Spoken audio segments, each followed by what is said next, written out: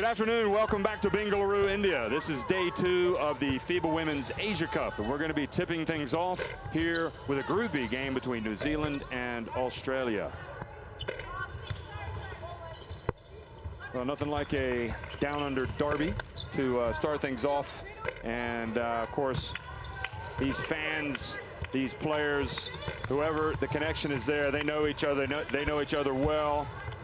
And we've got the youngest fans in the house as well. Little Charlie on the right and Kali on the left. We'll talk more about them later. And also the Indian men's coach now, national team, Veselin Matic, who's there. He's made his way around Asia. Now he's here at the helm of the Indian men's team. New Zealand against Australia, followed by Chinese Taipei and Japan. And then the rest of the action is going to be interesting. Here are the standings in Group B after day 1. Australia winning convincingly, not surprisingly, against Philippines and China in a real fight with New Zealand in the first half and early in the third quarter. Then they opened up a big lead. Then New Zealand came back, cut it to 10 with about 3 minutes to go. And then China turned on the afterburners and ended up winning convincingly. So this is the second consecutive time the FIBA Women's Asia Cup has been in Bengaluru. It was also here in 2017. The Indian national team finished things off last night. So anyway, a lot of fun, a lot of good basketball to watch, and it's not going to get any better than this one. I'm Jeff Taylor, joined by Mark Mills, and that was your first ever day of FIBA Women's Asia Cup. Mark, I know you've done World Cup, you've done Eurobasket, and FIBA Women's Asia Cup. That was, what do you think about your baptism? Yeah, it was an interesting day, a long day, but plenty of good basketball to get into, and some stories coming out of it. Obviously, Australia now being introduced to the crowd in the arena, and they had an interesting first game. Obviously, everyone expecting them to win, and they did convincingly. 66-point win over the Philippines, and they did it reasonably impressively as well. You know, across the court, making sure that everyone got minutes, everyone got time on the floor. And I think that's going to be a big help to them here today. Everyone's ready to go for them against New Zealand. Well, there's no doubt there's a quick turnaround, but you know what? Most or many of these girls, and especially the New Zealand team, are used to the quick turnaround. Sandy Brandello, we were talking about that. Was it a good thing to start with an opponent that you pretty much knew you were going to beat handily, kind of ease your way into the tournament to get that win over the Philippines? Are they going to be able to turn it up a notch today? Or is it better to start with a really tough game like New Zealand? Well, New Zealand really, I mean, gave as good as they got in the first half. And they just couldn't put the ball in the basket. That was the bottom line in the second half. And you have to wonder about their state of mind coming into today's game. Yeah, it's going to be difficult. They need to draw a line under yesterday's game. They kept China to a scrappy game in the first half, but China really schooled them in the second half. The one thing's for sure is they can't shoot 26.5% from the field today and under 20% from three-point if they want to take a win against what is one of the favourites for the tournament.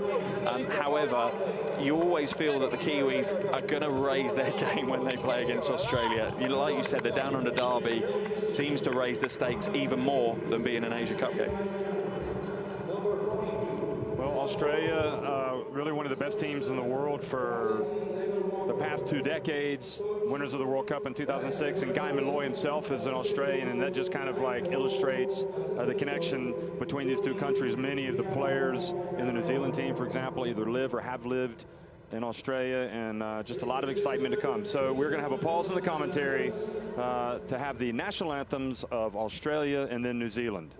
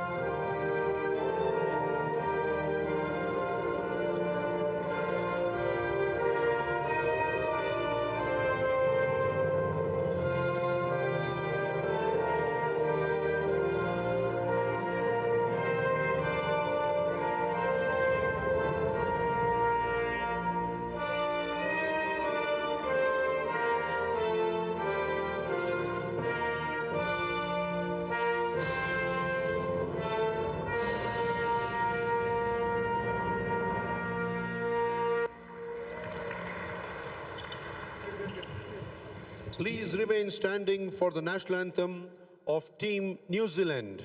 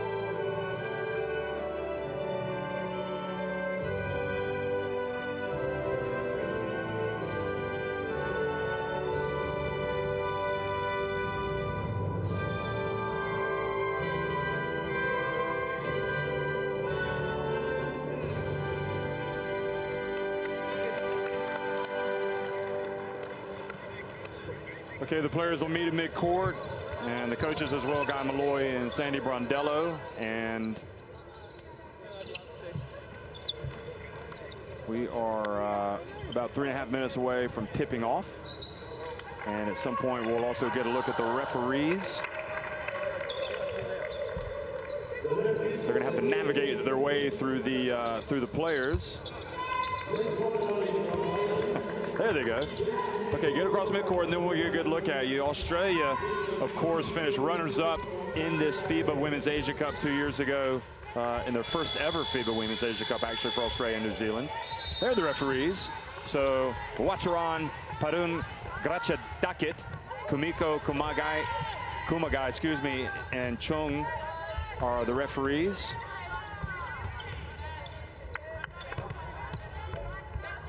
And we'll get a look at the rosters for both Australia and New Zealand, and also the starting fives. And Australia, well, loaded with quality as usual. Yeah, absolutely, tons of quality. And you look from game day one, there's some names that jump out to you, but the likes of George, 11 points, 14 rebounds. She really had a great game in the paint, and Mitchell was their floor general. Jenna Hay had a good game. I mean, really everybody had a good game. Beck Allen, Leilani Mitchell, Ezim McBeggar, Kayla George, Jenna Hay, all in the starting five, and all those players, no doubt, in the running for a spot in Sandy Brondello's Olympic squad next year, when Australia, we fully expect to be at the Olympics. And also for New Zealand, I was quite impressed by what they showed up with yesterday, and certainly the fight in the team, and really good leadership from the veterans. Yeah, and they did rely on the veterans. Cox, 10 points, 3 assists, and Boagni, 7 points, 5 rebounds. What they need, though, is we talked about it after the day yesterday. They need some impetus on the offensive end, the go-to player that's going to score big points. So Cox and Taylor, both in that 2008 New Zealand Olympic squad. Kalani Purcell, you know, also a player that really brought it defensively.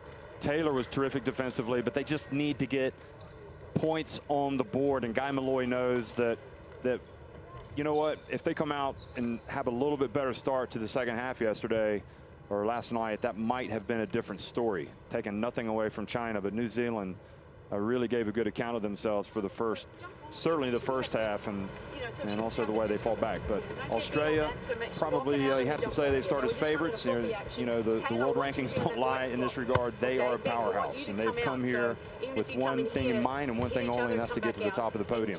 Yeah, last time they met was the Oceania Championship back in 2015, and it was a two-legged final. So one played in Tauranga in New Zealand and one in Melbourne, and the Australians ran away a 40-point win across the aggregate scores across those two. Expectation probably is a 20-point win for Australia, but New Zealand can upset it. Well, Sandy Brondello, famous player in her own right. Everybody down under knows. We know there are a lot of people that'll be tuning in to watch this one. And wasn't that long ago that Brondello was one of these opals. So now she is at the helm. And Guy Malloy, who is really, you know, he's probably, unless you come from Australia or New Zealand, you don't realize it. I mean, he's probably one of the best coaches you've never heard of, really. Two-time WNBL Coach of the Year, coaching in Melbourne, and really, I thought he had his team prepared yesterday. They were ready to go, and it's all about executing the game plan. So, you know, probably the psychologist in him is the more is where he's going to earn his money today, trying to get his team to put yesterday's disappointment behind them and get ready to face Australia today. Yeah, New Zealand need to lose the frustration that they showed in that second half. They started getting frustrated that things weren't going their way. If they can stick to that first half game plan, you feel that it will start coming through for them, and they'll start being able to execute. So it's also Davidson in that starting lineup, and Stella Beck with Kalani Purcell, Taylor, and Cox. Davison actually had a solid game yesterday in that low post.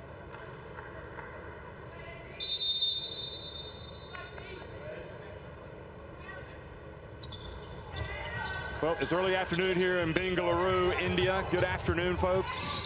It's Australia and New Zealand, and that means a good game on the cards. And already Australia with that nice little backdoor cut, getting the layup and taking the 2-0 lead.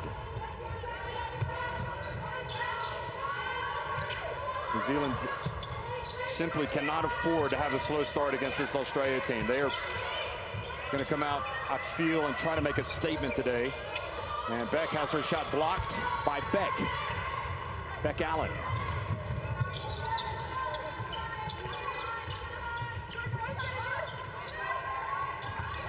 Jenna O'Hay gets to the baseline, puts it up, and Davidson rebounds it.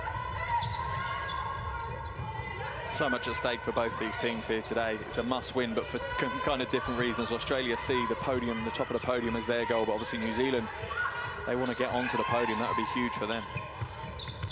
Davidson gets it inside, gets it over to Beck, and Beck off the iron. Good, strong rebound from Ezzy McBeggar.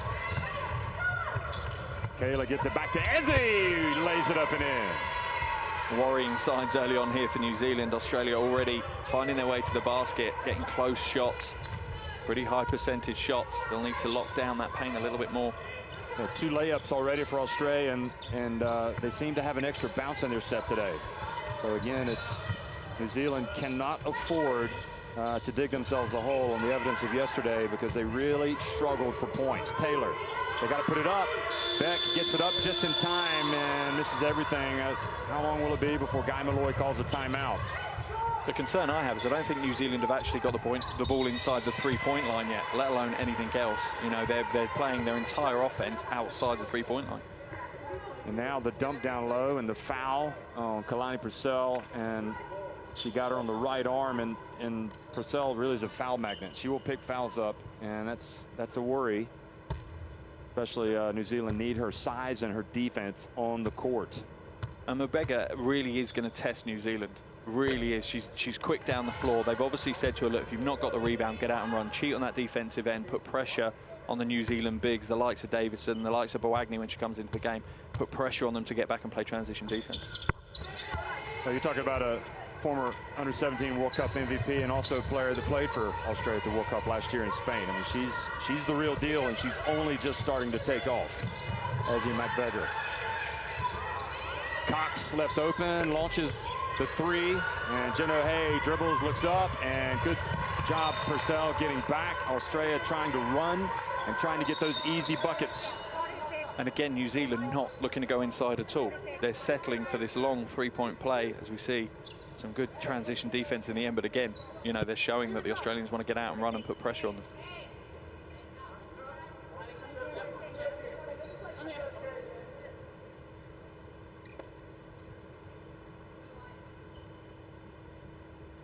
And just a slight delay here. I don't know if it's a shot clock issue or... I think it was a game clock. I think it hadn't been started, so they just needed to run a couple of seconds off it.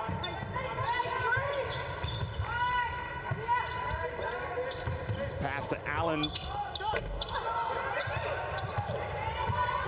Now Cox dribbles up. Cox knows a lot of these players, obviously. She's one of the standouts in the WNBL with Townsville. She really needs to pick up the mantle of leadership in this game for the Tall Ferns, as does Taylor. But Taylor shoots the air ball, and then Davidson gets it before it goes out of bounds. Purcell puts up a 3. It seems like the offensive struggles that New Zealand had yesterday have carried over into today already. Ezzy McBeggar loses it out of bounds. And again, you can see the difference. Australia are getting the ball inside, and the New Zealand defense is going to have to collapse on that. Whereas at the other end, Australia can play straight up. They're not having to help at all at the moment because there's no penetration, there's no post up at all from New Zealand. Davidson hands it off to Cox. Now Taylor. Oh, nice handoff inside to Davidson. Much better for New Zealand. And exactly what they needed. They needed that penetration to disrupt the Australian defense. If you're just going to play handoffs on the outside, it's just not going to change anything. Well, Davidson's the one player. Oh, boy, that pass almost went in. And lo and behold, Kalani Purcell, I tell you, she just, if there's going to be a foul to be picked up, it's going to be on her.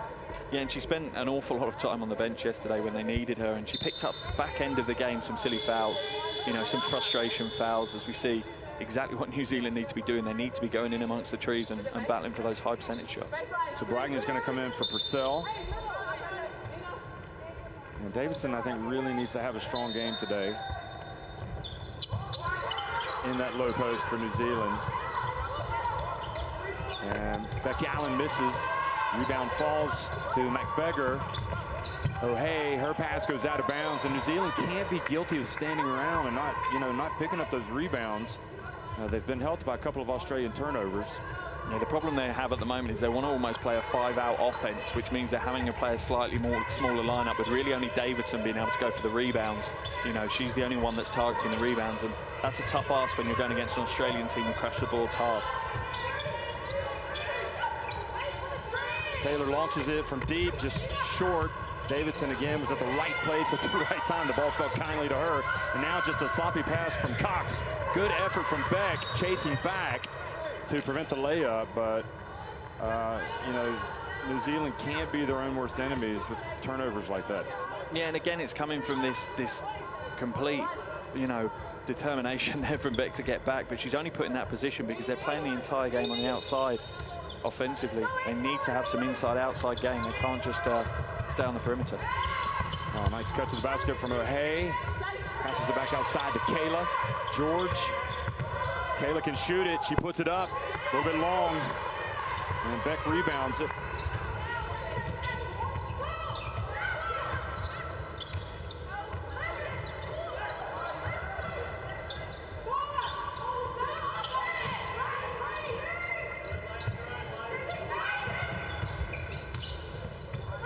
Dump to Davidson, gets it down low, and she is blocked by McBeggar. And that's probably the one thing about Davidson's game is she's big, but she's got to play big. And McBeggar, all she did was raise her arms and get the swat. Look at this. Now, you just do not go up against many bigs like Ezzy McBeggar. I mean, no, just the don't. potential is incredible. Yeah, you don't. And the thing you've got when you're Davidson, she has to use her body against McBeggar. I mean, she's stronger than McBeggar, so she needs to use that. She needs to basically lean in, create the space, and then go for the hook shot. Going straight up is just going to result in getting blocked. Paul Voss has come in for New Zealand, as has Boagni, who's got it. Cox gets in the paint, goes off 1 foot, and gosh, the ball just will not go down. Tiani also in the game. In that low post, and Abby Bishop has checked in for Australia. Look at the beautiful bounce pass to Talbot, rather, excuse me. And McBeggar ends up scoring. Great basketball by Australia, sharing the basketball. Ebsary also in, so a lot of newcomers for the Opals. You feel that McBeggar's just warming up, don't you? Like you said, it's just scary how good she could potentially be in a couple of tournaments' time. A bit more international experience under her belt, and exactly what is the finished product, where is her ceiling? You have a feeling it could be one of the best in the world. Only she can answer that question. She's got to put in the work. Tritiana, Boagni, Paul Vost. And again, the towering presence of McBeggar. Here's Tritiana. Oh, no look, and it goes in and does get the contact from McBeggar.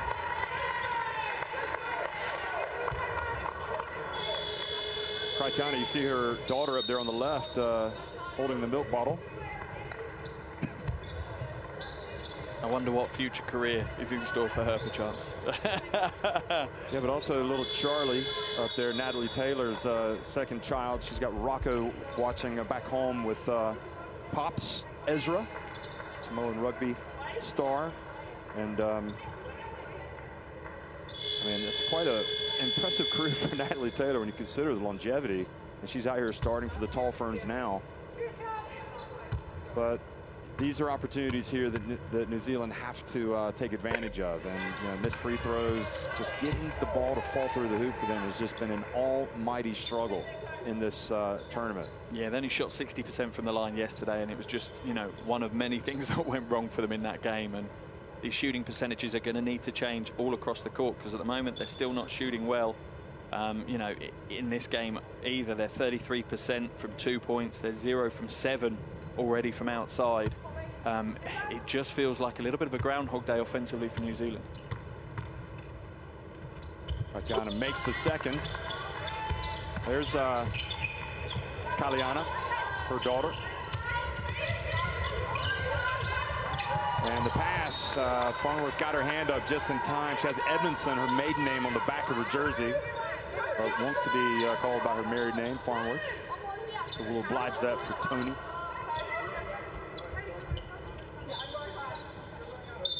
Also one of the veterans in this Tall Ferns team.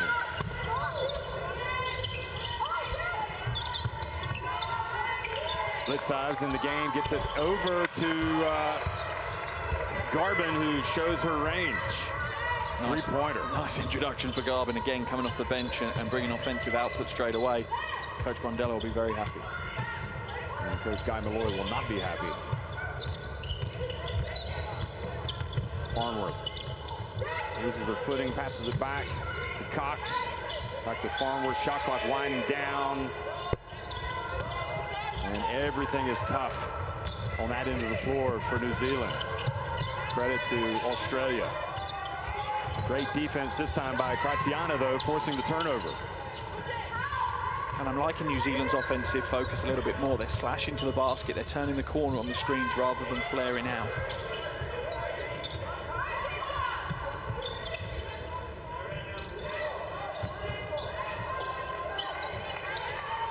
Cox. Farnworth has to launch another one from deep. And it was pure. And it's all off the back of the penetration from Cox. Cox penetrated, Australia double team. You know, you've got a spare player waiting on the perimeter. That's going to open your shot attempts up.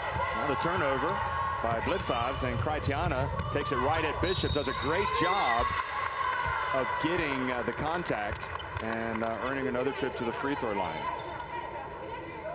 Look at this. They really, Abby Bishop. Abby was in pretty good position there. But nevertheless, Farnworth hitting that three, and a little bit of hope now for the Kiwis. Cox is going to come out, catch a breather, and Beckett's going to come back in. And Guy Malloy appealing for an unsportsmanlike. Well, I didn't see an unsportsmanlike, did you? No, absolutely not. And the thing you've got as a coach, you need to be tactical with when you're having these conversations with the referees. There's no point in having them in this situation where it's just an obvious straight foul.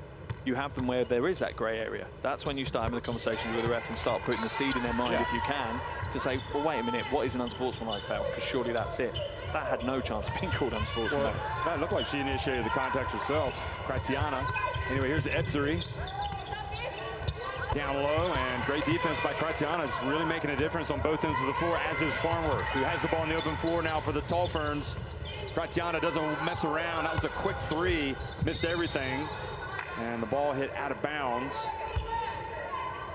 Kratiana had a bit of a slow game yesterday. She didn't really step up to where she probably would have wanted to be, but she certainly come to change that today.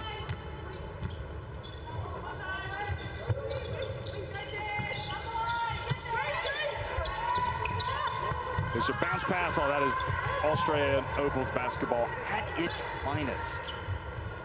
Delivering the bounce pass. Brondello's done a great job in that sense. The lost art for many teams is the bounce pass. And now an offensive foul on Boagni. It's the right call. It's the right call. But to be honest, you can ask a little of a question of her teammate Palvast as well, because she stepped the wrong way and Boagni had to recorrect the screen to make the screen even work. So yeah, I'm sure she'll be having a quick conversation saying, please use the screens correctly, otherwise I'm completely hung out to dry with the refs.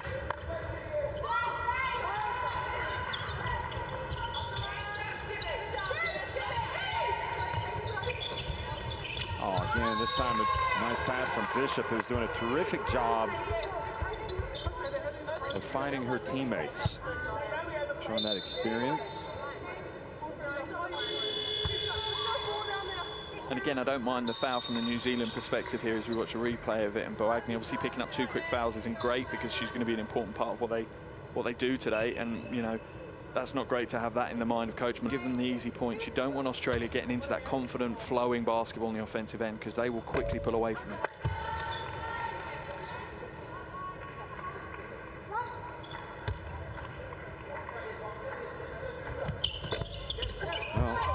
Ball stays out, but New Zealand fail to collect the rebound.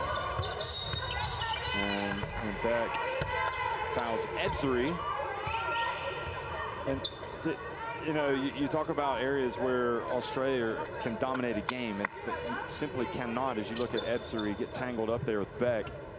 If you're New Zealand, you simply cannot give away rebounds off missed free throws. No, you really can't, particularly against a team like Australia. They will punish you. They will draw fouls from you if you do that. You know, that's part of their game plan. And Australia yesterday managed to pull down 70 rebounds in total, 20 offensive boards, obviously against the Philippines, so an undersized team, but still it shows exactly where they are and what they're trying to achieve. Now Ebseri picking back up full court. It's a nice little challenge there that Beck handled well. Paul Vost for three, that's short. They're coming up short in their threes. It just seems strange. There seems to be some kind of anomaly going on with the New Zealand shooting at the moment. Their percentages, again, aren't really improving. In fact, they're worse than yesterday. They're just at 9% from outside. They've only hit 1 3 from 11 attempts in this first quarter. And either you have to move away from the three or you have to start making them. They're your two options if you're Coach Malloy.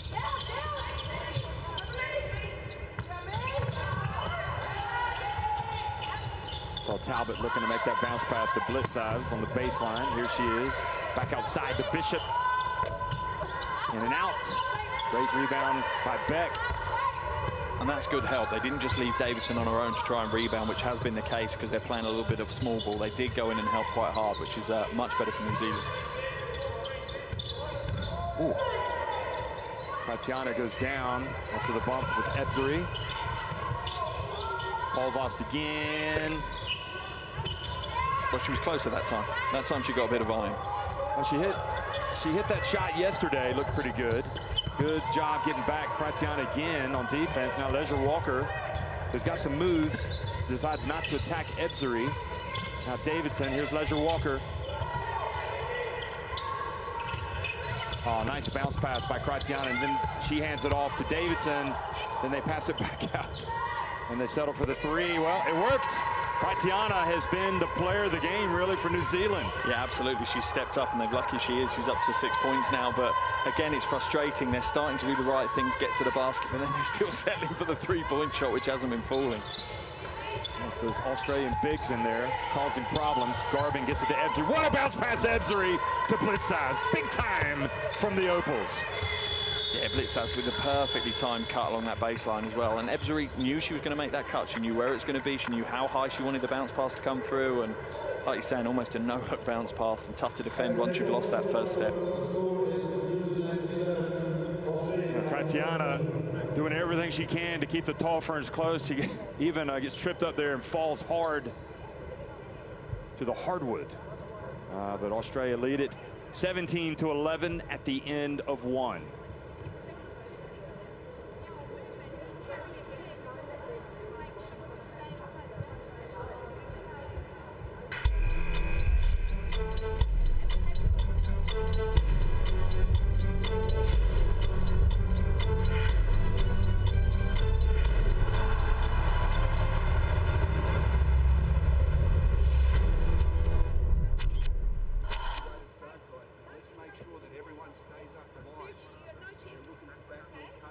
Couple of threes have fallen for New Zealand, but they're 2 of 13. It hasn't been a pretty sight, and it's other areas where Australia obviously doing a lot of damage, particularly in the rebounding.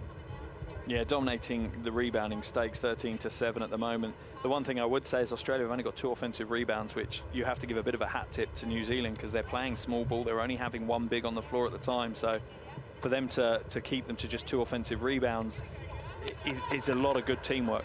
And I don't think New Zealand will be too unhappy. Their offense, once again, has not fired in this opening quarter, and they only trail by 6. You know, it could have been an awful lot worse. If their defense hadn't been as tough and as strong as it had been, then it could be, you know, a 15, 20-point lead that they've handed to Australia in the opening quarter. But instead, it's just, you know, those 6 points. It's interesting just looking at the live stats. New Zealand 10 points off the Australian turnovers compared to 2 for Australia. That would not be one that you would expect. No, not from this Australian team. They certainly know how to look after the ball. I would just want to look at that stat again, how those are going in there. But anyway, each team with 9 points coming from the bench. And, of course, Tatiana scoring the bulk of those for the Tall Ferns. And Getting a little bit of extra here before they come out of the huddle. All things considered, they have stayed within striking distance. You really feared for them the way Australia began this game. Now Mitchell's back in with Beck Allen, Kayla George, along with Garbin and Blitzabs for Australia. Cox has come back into the game for New Zealand. And Kraitiana stays in, not surprisingly, for New Zealand. Now Beck Allen back to Garbin. Over to Blitzabs. Good help defense from Paul Vost. And now Paul Vost brings it across midcourt. Leisure Walker. And again, she needs to go up with the left hand, if anything. And she had a layup. Blitzabs may have gotten away with a charge, kind of leading with her forearm. Yeah, for me, Leisure Walker there needs to either go up strong or stop, pump fake, try and draw the defender up in the air and draw the foul. She can't just pass out. You've made all that work to get that close to the basket. Don't give it up. Well, Kraitiana is just doing absolutely everything for New Zealand today. She has been inspirational. Here's Leisure Walker, steps back for three. New Zealand just settling for far too many jump shots. Allen. Leilani Mitchell for three, that's off. And then Paul Vost, guilty of standing around. She had her right on the floor again. Blitzabs. She didn't go for the ball, Paul Vost. She was too slow reacting. And the jump ball possession arrow gives the ball back to New Zealand. Kraitiana again, though, finding the hardwood with her backside. She's just sacrificing every bone in her body for New Zealand at the moment. Just she couldn't do anything more. I mean, she's setting an example for her teammates. They need to pick it up a bit. But good job. Good job by her. And the worrying aspect for New Zealand now is that Australia has brought McBeggar back in. And we know how she impacted the game in that first quarter. And now a hold called on, is it Kayla George or Jenna O'Hay? On George? By George, I think it is on her. So.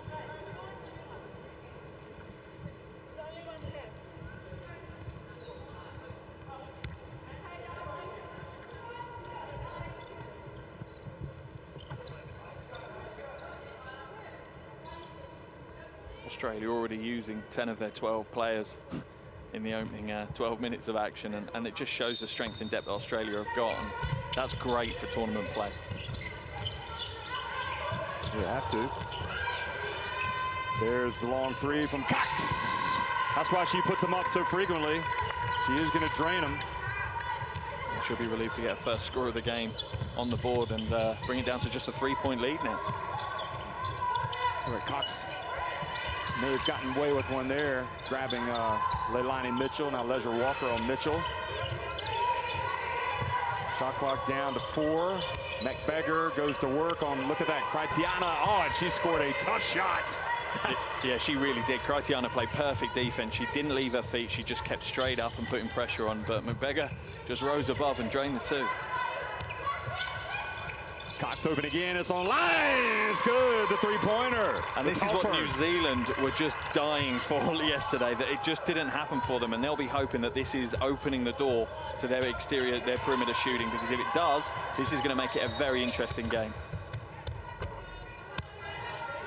Well, the one thing that I'll say about Australia is, you know, you'll keep it close, but they will wear you down, and that will be the big test for New Zealand, in my opinion. Not only trying to score against this defense, because if you're having to settle for threes,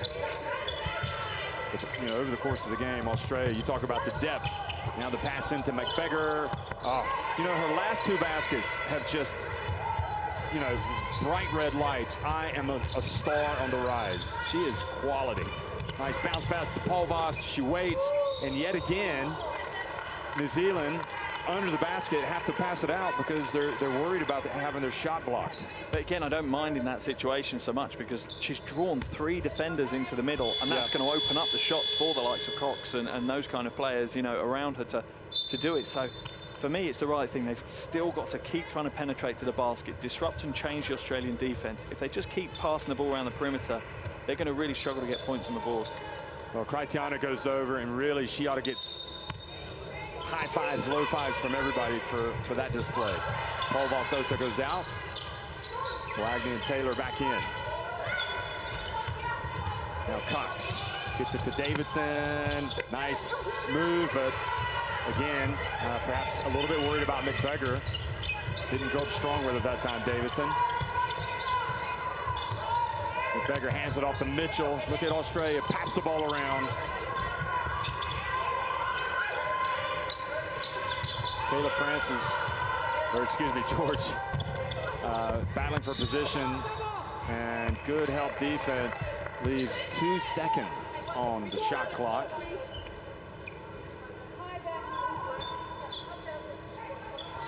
Yeah, great help, really great help, and it's going to be needed. New Zealand can't, you know, just straight up one-on-one defense with the Australians. That will hurt them, so help is going to be critical.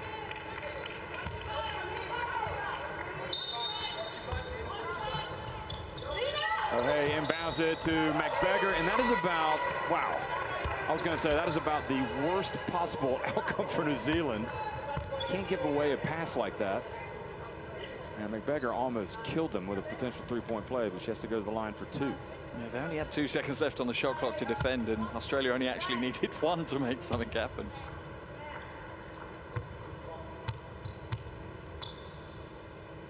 And McBeggar, again, it was a potential 3-point play. Now it's the best you can do is 1, and this is where you got to box out if you're New Zealand.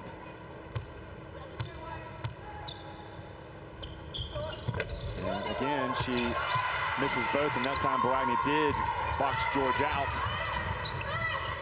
And that's the difference with having the 2 bigs of Boagni and Davison on the floor at the same time. They're going to get more rebounds now. Boagni gets it to Cox. Now Davidson. Leisure Walker thought about, goes behind the back. And Cox puts it up just in the nick of time, and the Tall Ferns close to within 2 points. And Sandy Brandello's had enough. She's like, how can this be happening? And this is exactly what we talked about. Get to the basket, put pressure on them, and that's what they're doing. That's where they're getting, even their outside shots are coming from that penetration. And this is the first test of Australia in this tournament. They had an easy game yesterday, and now they're up against it. They're in a team for New Zealand who will thrive on this, and their confidence will grow hugely from what they've done in the last 5 minutes. Let's go down to the bench and listen. Communicate screen. This nose action. Well, don't switch it if you just want to get through the gap. Don't switch it, because if we do switch, we have to be at the point of the screen. Don't switch it. Stay in place. Okay, you just shoot the gap behind the point of the screen and then play out of it from there. Now they switch. Lays up here. What are you doing standing here? Just get out of here. Now we're getting all stagnant with everything that we do. Everything is stagnant. They're getting in passing lanes. We got to be a little bit stronger with what we're doing. Okay, right out of here we're running Iowa. Well, okay, it's they may switch, but roll Kayla, quite a game. I have to say, I'm surprised the Tall Ferns have been able to rouse themselves after last night's disappointment and come out and give the Opals a game. Yeah, I'm pleasantly surprised, because we know that New Zealand, what they have, the capabilities they have, the talent they've got in their roster, and I think they kind of let themselves down in that second half yesterday, and that's what they'll have probably said of themselves. I'm sure Coach Malloy will have said it of them as well. Yeah, I just really questioned whether they could lift themselves emotionally after that game, and you know, all credit to them. They've come out and they've fought, and you know, still got another 25 minutes or so to go in this game. It's going to be hard, but they've shortened the game, obviously. Now they need to beat Australia over 26 minutes instead of 40 minutes.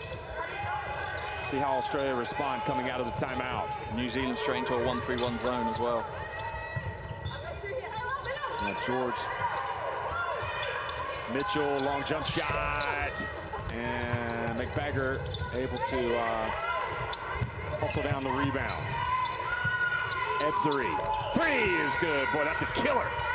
And you can't on a 1-3-1 give up wing threes. The one thing you will give up is baseline cuts and corner threes. That's what 1-3-1, the weakness it is. You shouldn't be giving up wing threes, no chance. Nice bounce pass, Leisure Walker to Davidson. Ebzery just hit the 3, passes to O'Hay. That's another one, back-to-back threes by the Opals.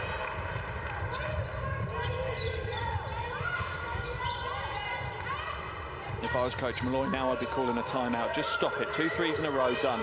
That's fine, but let's call it, you know, let's call it quits there, and let's get a timeout, hit reset button and go again. The 1-3-1 hasn't paid dividends, has it? Leisure Walker launches a three, but misses everything. And now, perhaps a timeout would be, yeah, he's going to ask for it.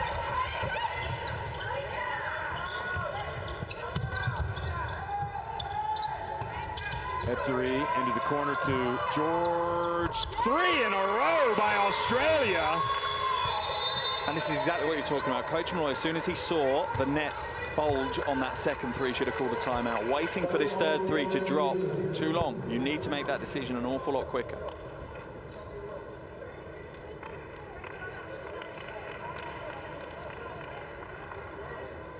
Well, terrific shooting by Australia. And all the momentum that New Zealand had has just evaporated.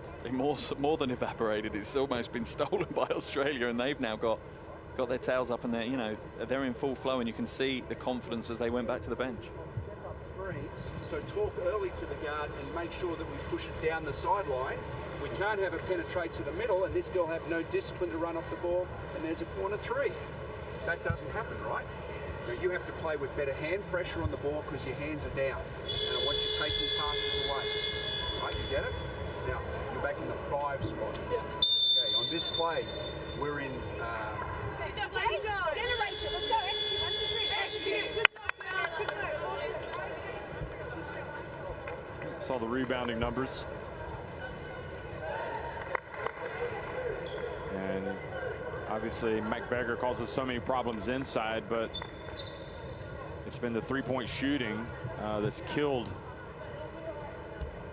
New Zealand here in the last minute or so. Yeah, and it's crazy to think they had only scored 1 before that last flurry of 3 threes in a row. You know, Australia weren't relying on the outside shot at all, but it just shows how many weapons they have in their offensive arsenal.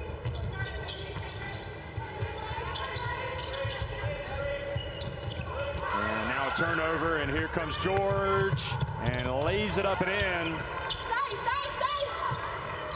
Cox inbounds it, and boy, Australia have just taken the game over in the last 90 seconds.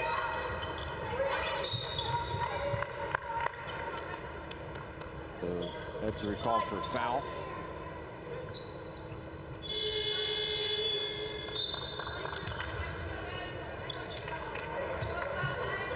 Seekamp comes in from Mitchell. McBeggar also goes out. Blitzavs comes in. Beck and Farnworth come in for Leisure Walker and Kritiana. Or no, for Cox, excuse me.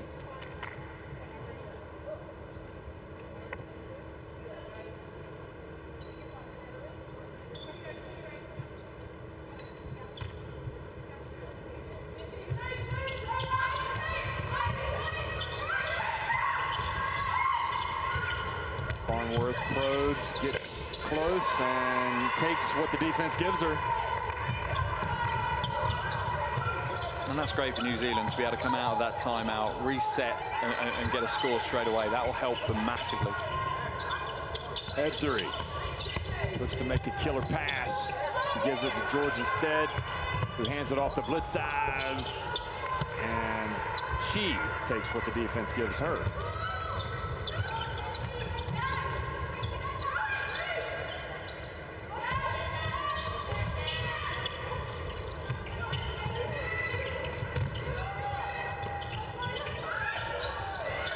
Wagney from the top.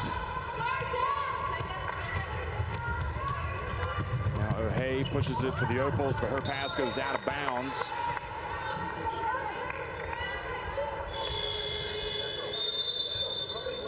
Yeah, O'Hay won't be happy with her achievements so far today. Just 3 points on the board. Obviously, she had 17 points in game day 1. And the one thing you would say is, though, you expect there to be big scoring across the board for Australia. They have pretty much all 12 players have offensive threat to them, and it's going to be tough for New Zealand to lock out 12 players.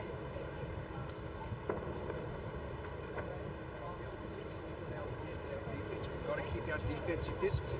You go and get the ball pick up. Right? There's a pin down screen, and you guys haven't got it covered. They had an open 3 behind the screen. I don't care if 2 same size switch on a pin down screen, but we were talking. Otherwise, we would be fighting over the top. So make sure you have the 4-man here. Sarah then. Okay. Now listen, because they're packing their defense so much, we've got to be ready for our post guys to catch and shoot from the top. We've got to make them pay. The other thing, think about how we apply those penalties. Okay, but make sure we rebound. Keep pushing. I like your push. There's a little bit more poise here. Get to your spots in transition. Let's go. Execute. 1, 2, 3. Execute. Hey, steady.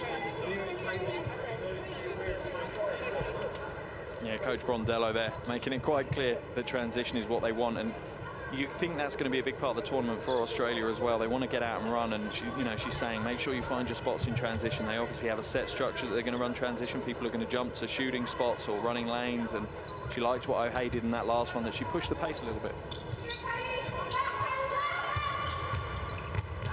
Well, 3 minutes and 12 seconds to go in the first half, and Taylor loses it, and O'Hay gets it and goes down for another layup.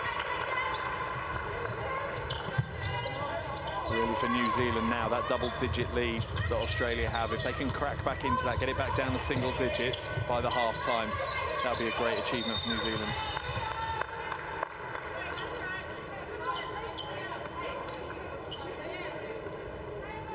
Well, much like Japan are relentless, you have to say the same. That's how Australia want to play. They want to be relentless on the defensive end. And that last turnover is perhaps a bad omen for the Tall Ferns. Kraitiana thought about launching the three. She gets it to Beck. Nowhere to go, and just how many times have we seen New Zealand get the ball down low and then just get swallowed up by that Australia defense? And this is the frustration. You know, Becca's done all the hard work there. She's drawn the defense in on her. What she needs is her entire teammates to be spotting up, to be finding passing lanes that she can get it to. Or to be cutting to the basket themselves. Yeah, absolutely. But she was there just stuck in amongst the trees with nowhere to go. O'Hay, mid-range. Good board, Boagni.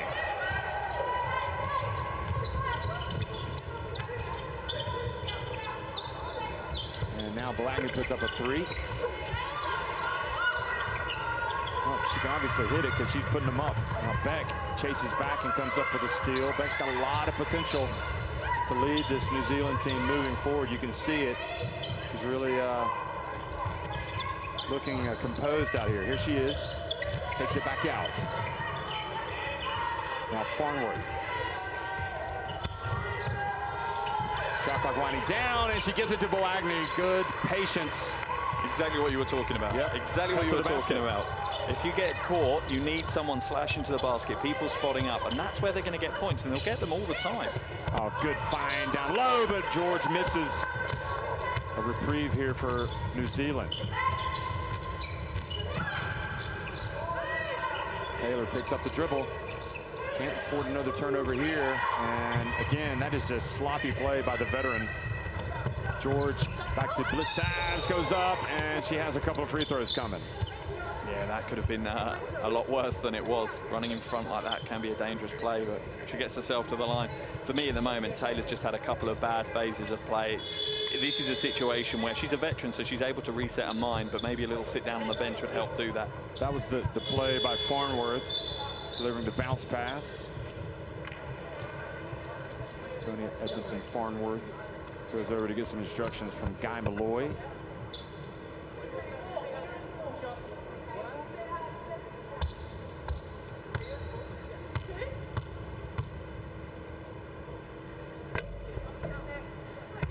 And again, New Zealand, you could say it could be worse for them. Australia leaving a few free throws out there today.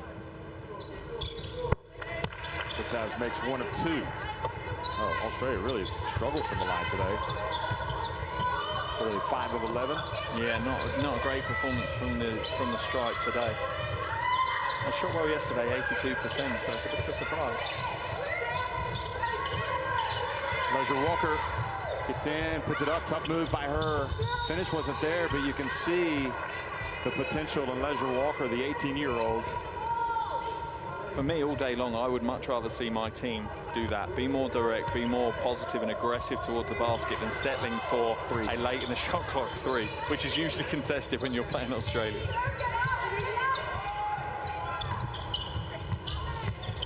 Ebzery goes right at Cox, and one is coming. Yeah, and Cox just got caught out there. She almost had half a mind of cheating into the passing lane, and then by the time she decided to come back, it was a little bit too late, and Ebzery had her on the back foot. I'll tell you what I like about Ebzery. She doesn't really force it, does she? But she can hurt you. Yeah, she lets the game come to her. I mean, that three-pointer that she hit after New Zealand got to within 2 was a huge shot. Yeah, she really started the momentum shift. Yeah, it really did. And she's not, like you say, she's not one that needs the ball in her hands. She doesn't need to be the one taking the shots. But when they come her way, she's ready. She knows whether, you know, it's an outside shot or like just then going to the basket and drawing the foul.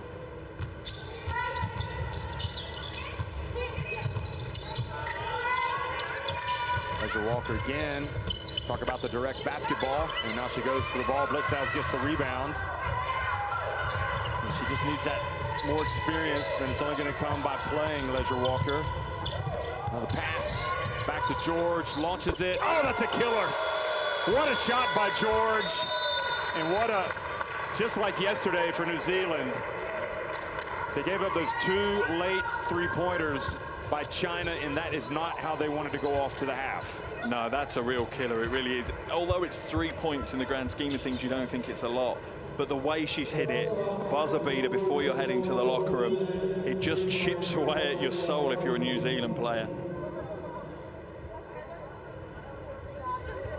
Well, at halftime, Australia lead it 43-25.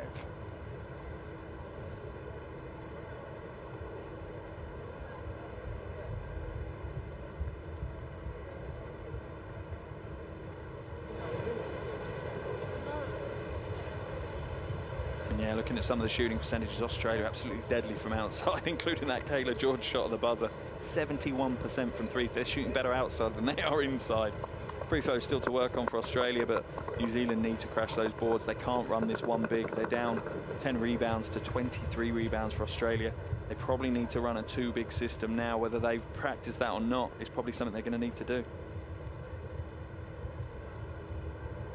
Well, it's never easy facing Australia, and New Zealand really, you know, similar to the game against China, gave themselves a great chance. They came out, you know, they pulled it within 2, and again, that they came back out of that timeout that was called by Sandy Brondello.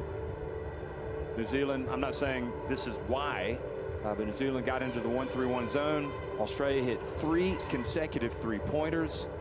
They get another timeout, and they come out, and just all of the momentum is with the Opal. So great response by Australia, and it's what you expect from them.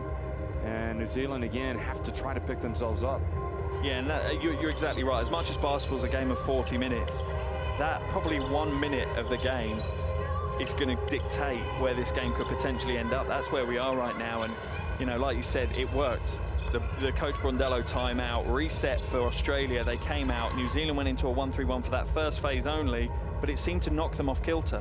They didn't seem ready particularly to play the 1-3-1. They gave up the wing 3, which they should never do off a 1-3-1. They then dropped back into man, but they weren't necessarily tuned into the man defense that they went to play, so they slacked off again on that and left wide open threes. And after 2, Coach Malloy should have called the timeout. He waited for the 3rd to drop, and that was really just life-sapping for New Zealand. Well, part of tournament play is you just have to fight through the adversity and hope that eventually things turn your way. That's how New Zealand will be looking for it. Australia, meanwhile, looking to build some momentum for what I think we all expect is another trip to the final. Anyway, we're at halftime. Australia lead at 43-25 over New Zealand. We'll be right back.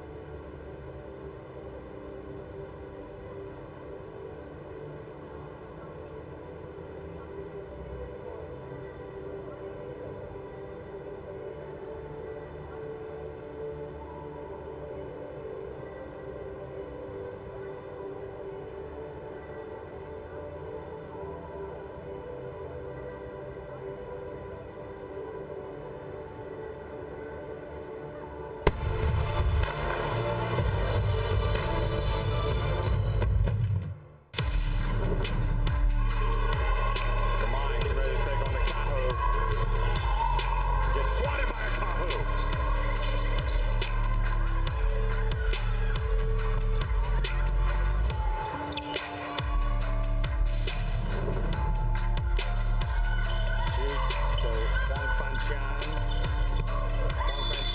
what a finish! What an alert play by Ching, knowing the shot clock was about to expire, to score with effectively an alley-oop finish.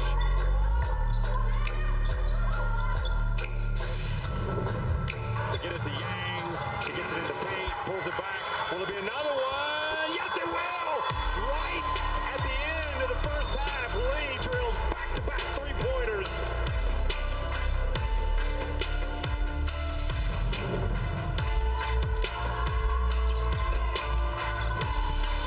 There's a nice drive and a basket right before the shot clock expired from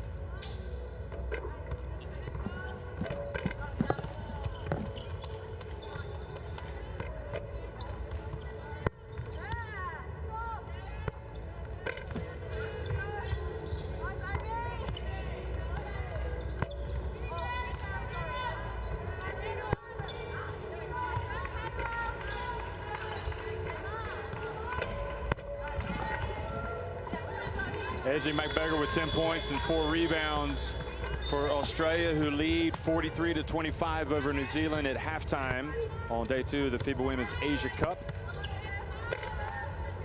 And I was, kind of suggesting to you that maybe McBeggar would be a player that Australia could rely on even more than they do. But I guess in the team concept, it's not about relying on anybody, is it? It's about running your plays, and if you're the beneficiary. Michaela Cox, meanwhile, with 8 points and a couple of assists, and more good moments than bad in this game for her. She had a great drive down the lane where she had to beat the shot clock, and she also got hot from the arc.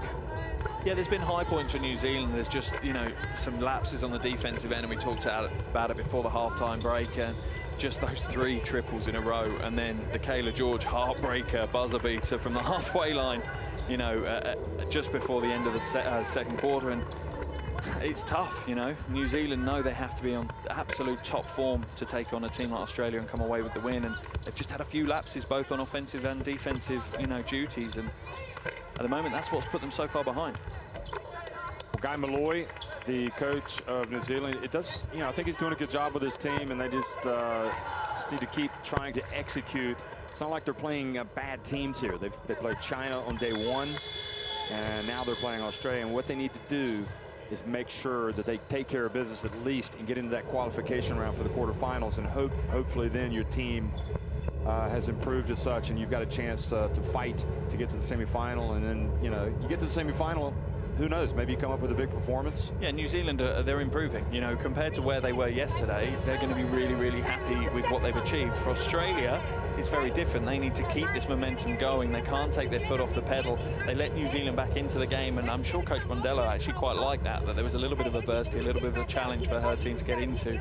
But yeah, as we were talking during the halftime break, I think the key is that she runs her entire team as much as she can, gives them all minutes, gets them all ready, because you don't know at what point there's going to be foul trouble or injuries or situations that mean that you have to rely on maybe the lesser known or the lesser expected players in your roster. You're right. How many times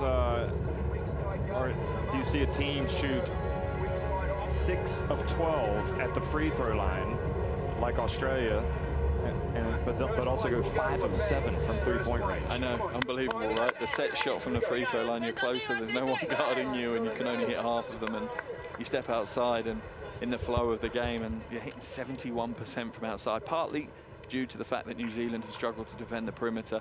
They've not chased out hard on the shooters as much as they possibly should have.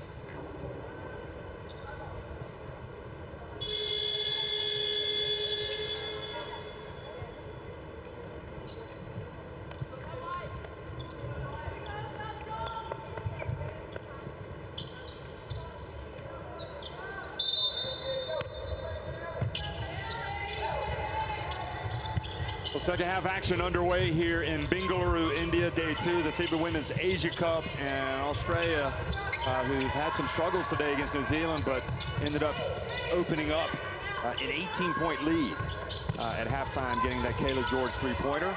And McBeggar goes in, and, well, there's a collision there. Yeah, I'm pretty sure that was a foul book from McBeggar, but the referees just let that one play. Sometimes good to let the flow of the game run, I suppose. But then the foul's called on Leilani Mitchell as she tries to stick to Michaela Cox like white on rice. And she's not had a good game so far tonight. She obviously had a great outing, in the opening game, 5 points, 3 assists. More impressively, 9 assists is the impressive stat for her today. No points, no assists, and just a couple of fouls to her name.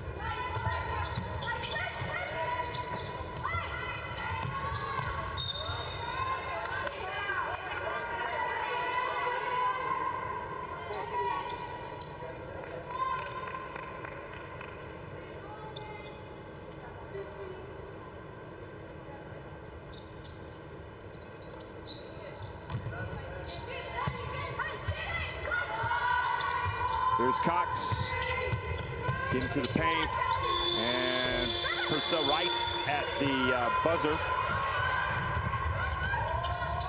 She misses. Now Beck Allen on the break for Australia. Wow. And there's your 6-point swing straight away. A miss for Cox, and then Allen draining the 3. And really just compounds it a little bit further for New Zealand at the moment. I think what New Zealand need to do right now is just try to run their sets. Don't look at the scoreboard. Just try to execute.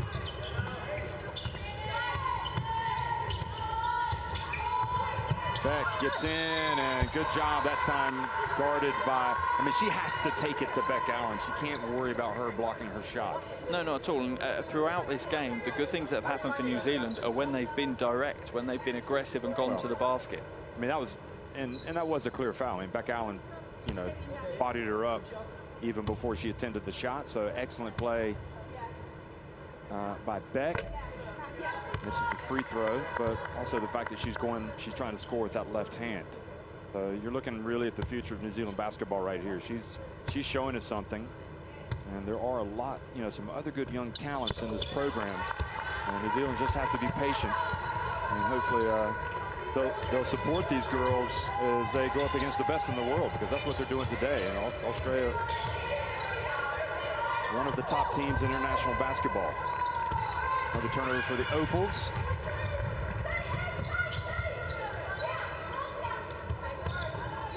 Davidson hands it off to the veteran Cox. She gets it over to Purcell, who spent most of the first half on the bench after picking up the 2 early fouls.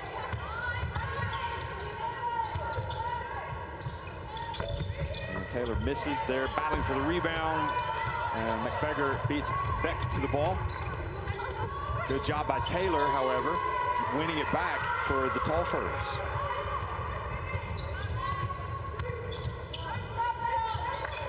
Davidson just fumbled the ball away, and it's going to lead to an easy one for McBeggar. Yeah, Davidson just thinking about what she was going to do with the ball before she'd actually caught it.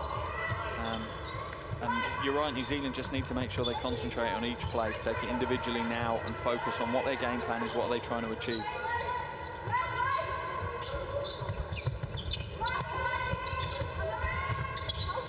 Here's Beck again going in, while right play just did not have the finish.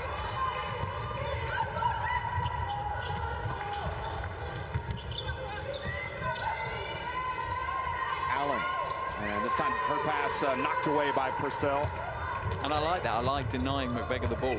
You know, she's shown that once she's got the ball, she's tough to defend. So deny the ball. You know, get in the passing lane, front the post maybe even. And Davidson comes out and is called for I think it's a moving screen. Yeah, she just stuck her backside out a little bit too far. She was trying to set the screen, and she knew that the Australian player was going to be able to get past her, so she just tried to edge her out a little bit further.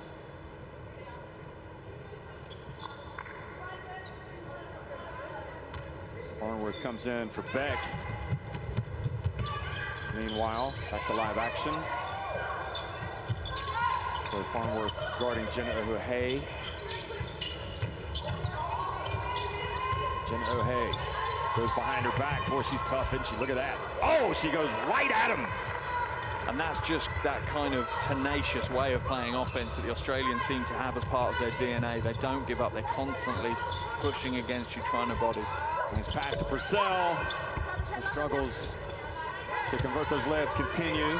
And there's part of the difference. The Australians seem to make those kind of moves, and New Zealand just seem to fall short on the finish.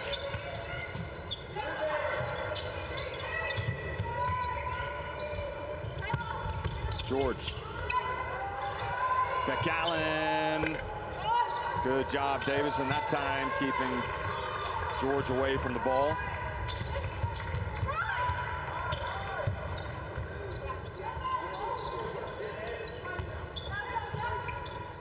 Farnworth, that's her game right there, the penetration, and George reaches in, called for the foul.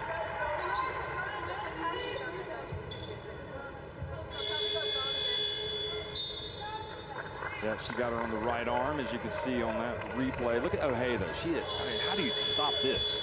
It goes behind her back. Yeah, it's one of those you almost envisage doing that in training. As a coach, you get out the tackle bags from the rugby team and start leaning on your players with them, and that's what it comes from. It just comes from that kind of training, that kind of coaching, where you're constantly being pushed and challenged to be as strong and as athletic as you can be. And even at the end of the play, Farnworth could not have done anything else defensively. O'Hay still made the shot. Just a terrific play by O'Hay. Yeah, and it's almost demoralizing if you're New Zealand. You've done everything right. You've kept with her. You've put just enough body on her that you can get away with, and she still manages to convert. an almost impossible play in the end.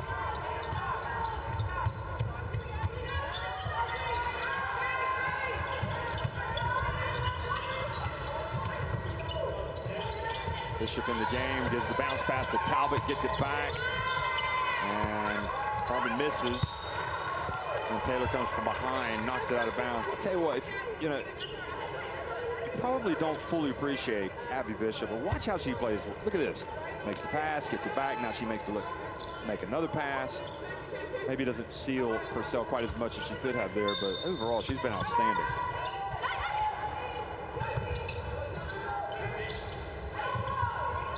Edgley thought about giving it to her. Oh, wow. Garvin, her second three-pointer of the day, wide open. But where is the defense from New Zealand? That's the question I'm sure that's going to be asked. You know, they've got to rotate. If they're switching, then they need to be clear. They need to communicate with switching, and that someone's going to chase the shooter off the line. Like you say, Garvin's already hit one, so you know she can do it. Beck patiently gets it in. She's just missing that finishing touch in her game. It's what she's got to work on. Meanwhile, O'Hay once again hustles down the floor and scores, and Australia have just blown it wide open. Yeah, an absolute dominant phase of play since they've come out of the half-time locker room for Australia. They've absolutely taken control of this game, outscored New Zealand 12-3, and you know, it's plays like that that New Zealand are their own worst enemies. Well, Beck was a little bit slow. Look, the pass was made, and then, well, actually she was guarding the passer, so New Zealand called out, and now they're down 55-28. We can get to the second side. Just gonna hand off. We'll get some. Boys, there's nothing to lose here. Like, let's be more aggressive on defense. And we're like taking this like step back. They want to shoot. All of them like to catch and shoot. Make them put the ball on the ground and make an extra pass.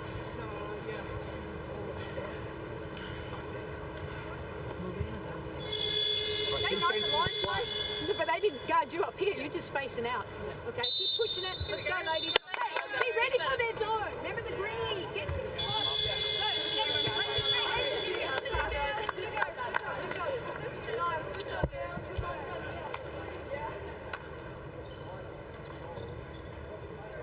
Well, there's a lot to like about the Opals here in the second half. Ebsary getting it to O'Hay on the break.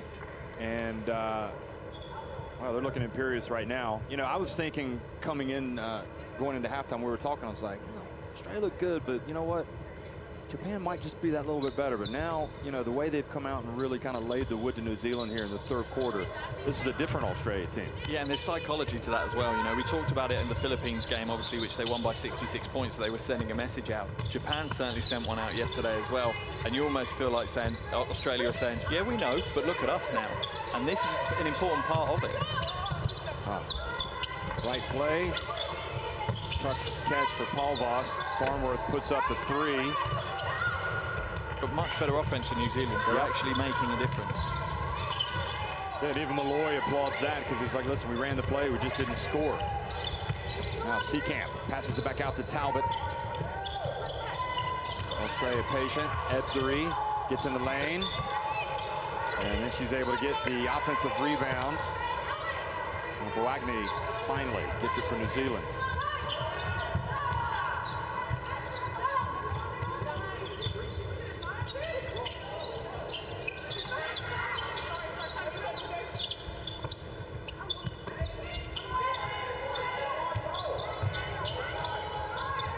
Shot clock about to expire. Paulvost has to launch it.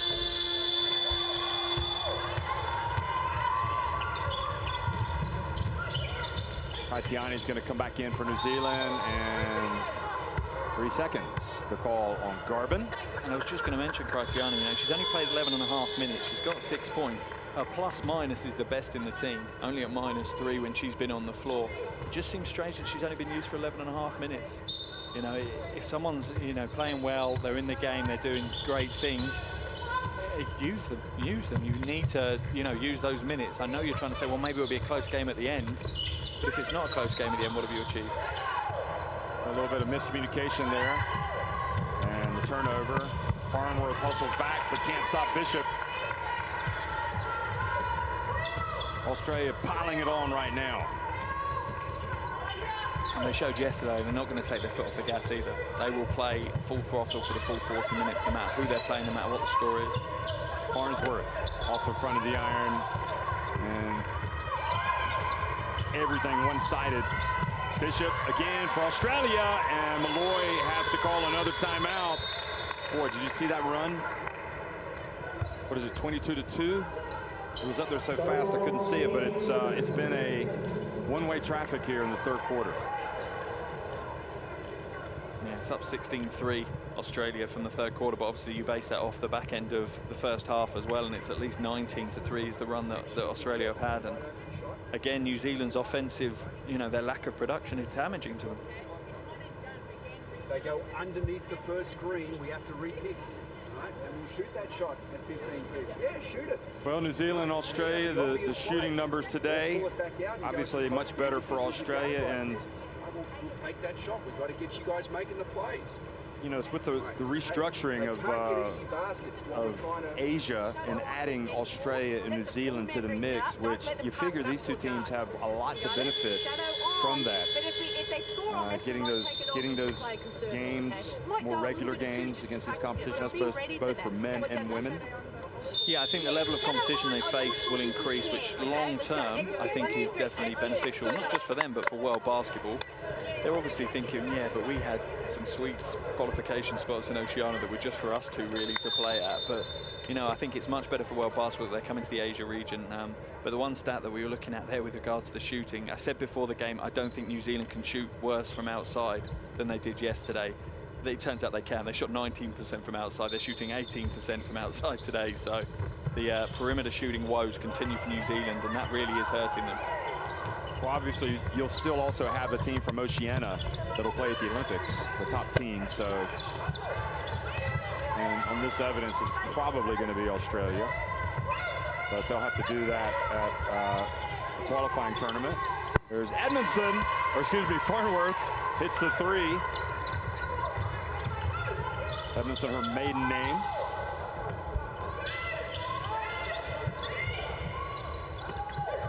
Bishop gets it in. Oh! And that's a smart play. That's a smart play by Australia. Again, New Zealand sitting in that zone, and the weakness is those baseline cuts because you're blindsided by them. So, yeah, good play by Australia to exploit that. Bounce pass, and look at Bishop. Sees it's coming and takes it away. Now Seacamp over to Nicholson. Or Nicholson. And Critiana able to rebound it and get it to Farnworth. Well, we've seen Critiana hit the hardwood on numerous occasions today. Yeah, she's certainly given everything she's got for the course today.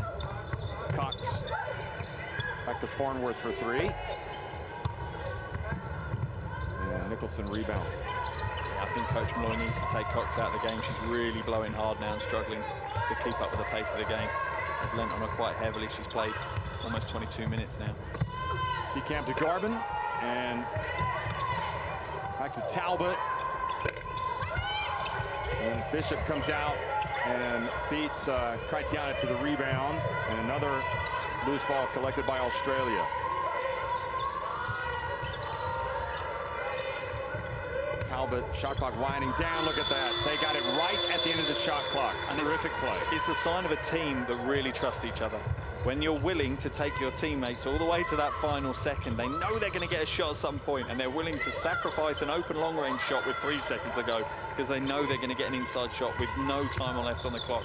Really impressive. They chalk that assist up to Talbot. Cox puts it up from long range.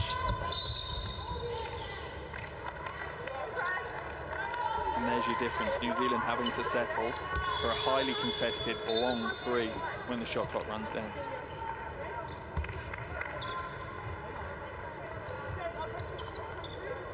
Garvin goes out of the game for Australia. Look at that. That was the play that we were talking about. Talbot to Bishop. Right at the end of the shot clock. Paul Vost. That was a nice drive. And just, again, the finish isn't there for New Zealand. Pass to the corner, now coming in on the baseline. Missing is Nicholson.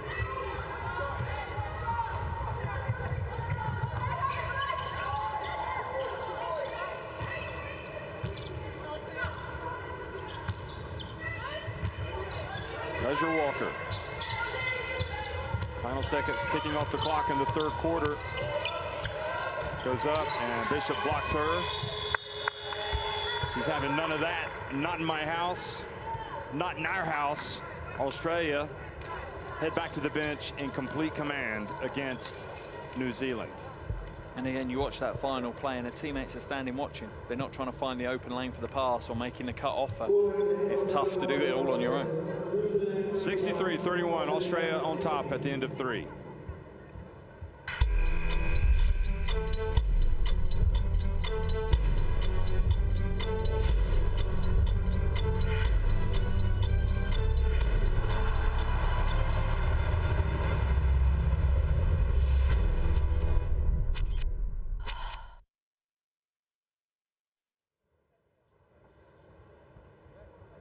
Seven of 12 from deep for Australia, 18 of 33 inside the arc. They're getting a lot of fast break buckets, a lot of second chance points, hitting their threes like that from Beck Allen. It's been all Australia, especially in the third quarter, outscoring New Zealand in that quarter 20-6. Yeah, absolutely dominant court for them. And again, and what it doesn't come down to is New Zealand's lack of defense. You know, holding Australia to 20 points in a quarter is actually reasonably respectable because of the firepower that Australia have got. The issue you've got is, at this level, you can't come to the Asia Cup and put 6 points up in a quarter if you want to be competitive against any team. So that's their concern. This was the conversation we had before the game. They seem to be lacking that one player that they can lean on when they're struggling offensively and go to, and you just wonder how limiting is that going to be for New Zealand in this tournament. Well, again, as you see the Garvin three, you go back to the second quarter, 6:11 remaining. The game, Australia up 21-19. They call the timeout. They come out of the timeout and they hit 3 consecutive three-pointers. They just hit the Jets. They just blew away from them. It was like pulling up at the lights in a clapped-out old car, and someone in a Lamborghini pulls up next to you, and you just see the back of them and they're gone. And that's what it's been like since that moment. And we talked about it as well. It's crazy. It's a 40-minute game, but it was literally that minute that has defined how the trajectory of both these teams has gone.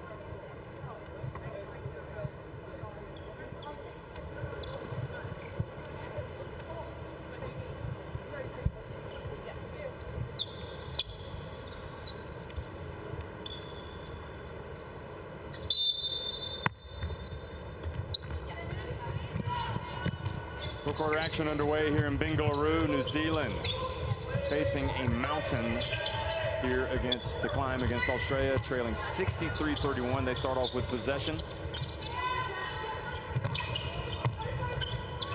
Tatiana, well, she had time to shoot from the line, so she took it, but missed it.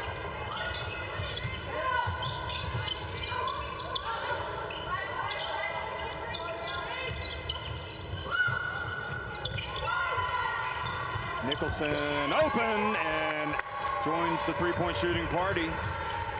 And she does her first score of the game, and again, that's part of why this is good for Australia, getting every player on the score sheet again and looking to try and get confidence for everyone. New Zealand will keep possession. I'm just counting how many people have actually hit threes for Australia today. 6 different players have drilled it from deep, including Nicholson.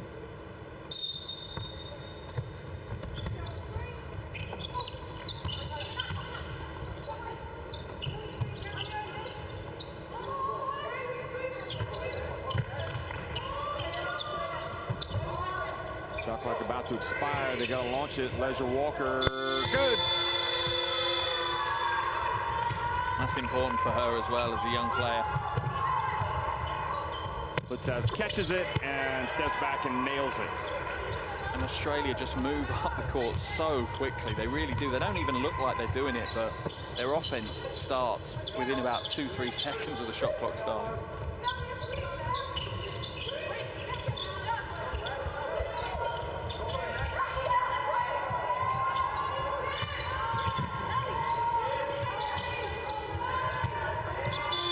Has to launch it right at the end of the shot clock. The offense grinding to a halt. And from Australia's point of view and Coach Bondello, it must be wonderful to be sitting there on the bench and looking at what is a second string 5 for you on the floor. And they just bring intensity. They just bring that guile that Australia is so well known for. This time Purcell with the contact called for the foul. Bowling over Nicholson.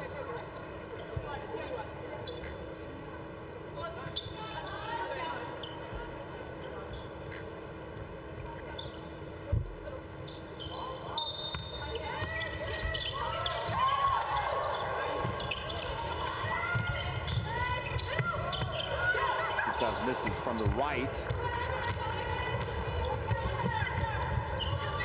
Well, New Zealand again, you know, you have to say they just need to try to run their offense and use these minutes for what they are, as a chance to get better. Farnworth hitting the mid-range jumper, because their most important games in the tournament clearly are right in front of them. Now, quick outlet pass to Leisure Walker. She could have pulled up and taken the 3 there. Farnworth, you see bending over. She's pretty gassed. Here she is. She's got it. Taylor.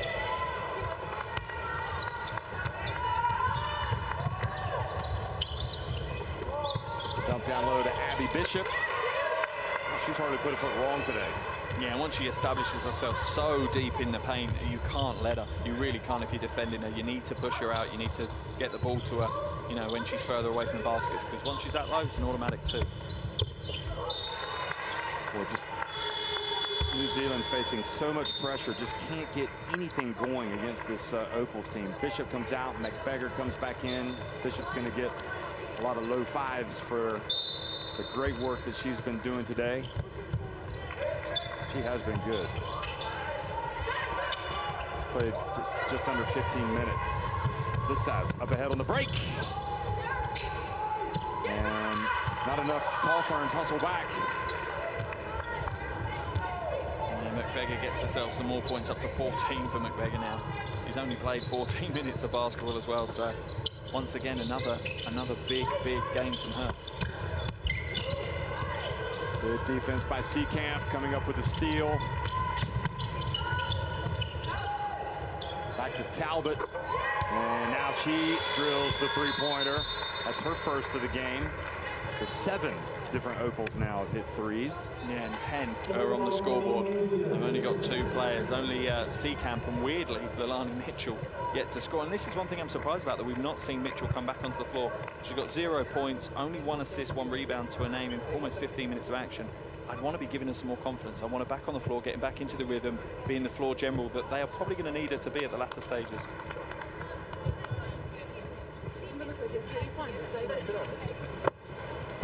All right, guys, we've got to hustle back, right?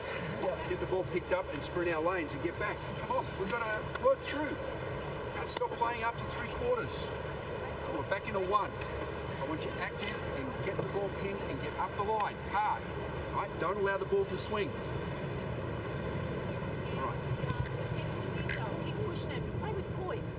Offensively, play with poise. On defense, let's be disruptive, but smart pressure. Don't create offense now. No shadow now. Okay, just normal. Just stay in place. Okay, let's go. Execute. 1, 2, 3. Execute. Good job.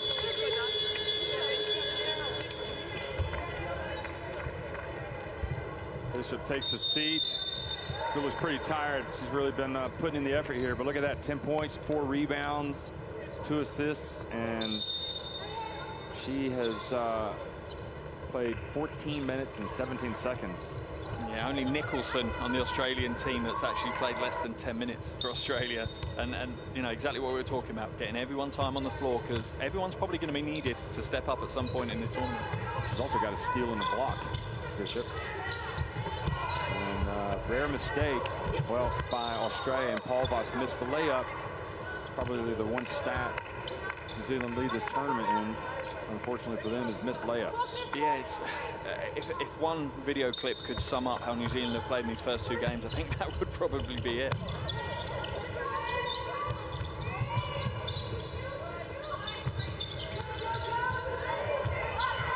Cox, well, kind of a Barrow's pass. Seacamp gets in there. Look at the bounce pass that she delivers to Blitzavs, and good hustle that time by the Tall Ferns. You heard Malloy saying, we got to get back on defense. We can't just stop playing after 3 quarters.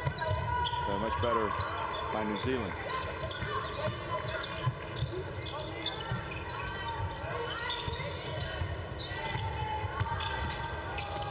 Vost puts it up. And really it's just an almighty struggle yet again to get the ball to go through the hoop. And the New Zealand team are starting to look really tired now. Some of their senior players, like Sir Cox, is looking really, really tired. So's Taylor. And you wonder, they had 4 hours less rest than Australia did from game day 1. Maybe that's had an impact as well. Blitzavs has it knocked out of her hands by Paul Vost. Here's Paul Vost. Paul Vost puts it up from deep.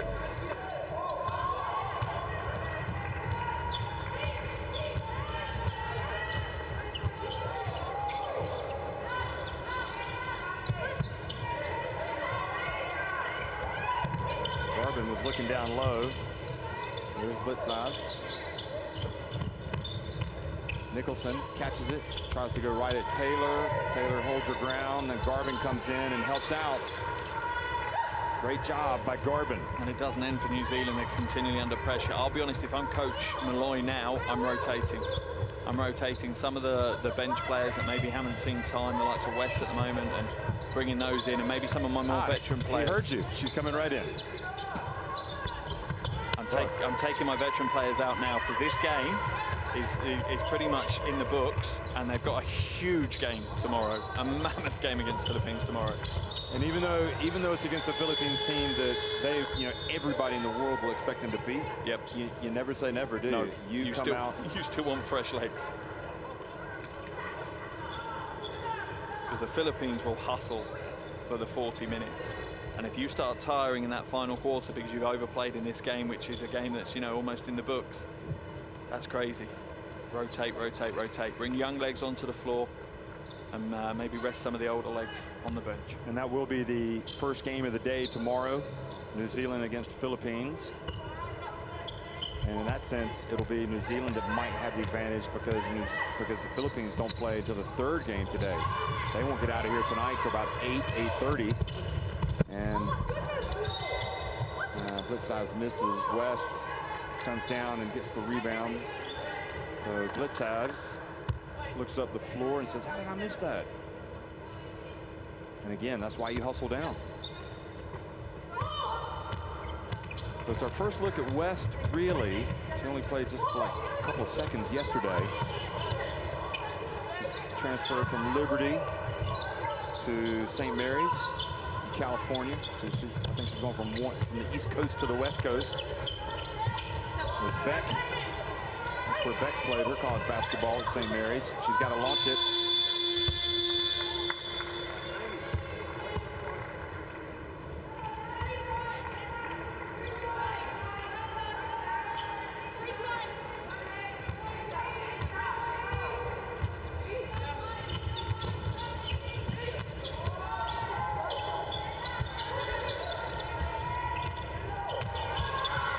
Nicholson able to spread the ball out to Seacamp, and Cox was kind of keeping Talbot away from the basketball. So less than 3 minutes to go now, and Leisure Walker's going to come in possibly for Cox. Yeah, I'd hope so. Cox has really shown some tiring signs in the last few minutes, and like I say, tomorrow is the biggest game of the tournament for New Zealand. Taylor misses from the corner. Blitzavs for 3. That's off to the left.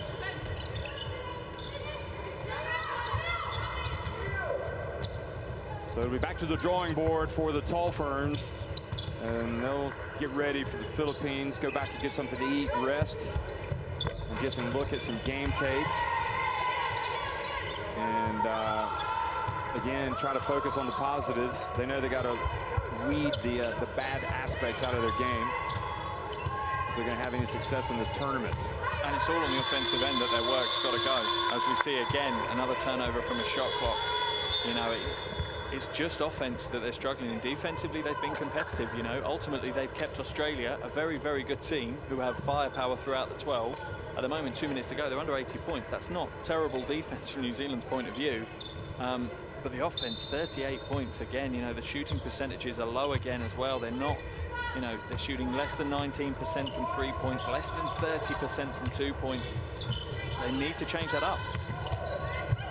Seacamp takes advantage. Goes right down the middle of the lane for the layup. And now it's just Leilani Mitchell who hasn't scored for Australia. Every single player apart from her is on the board.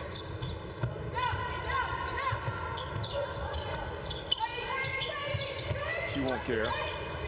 No, not at all. You have a feeling in this Australian team it's just about winning. It doesn't matter who gets the limelight, who gets the ball, as long as we win the games, and for them that they finish on the top step of the podium. This was Seacamp.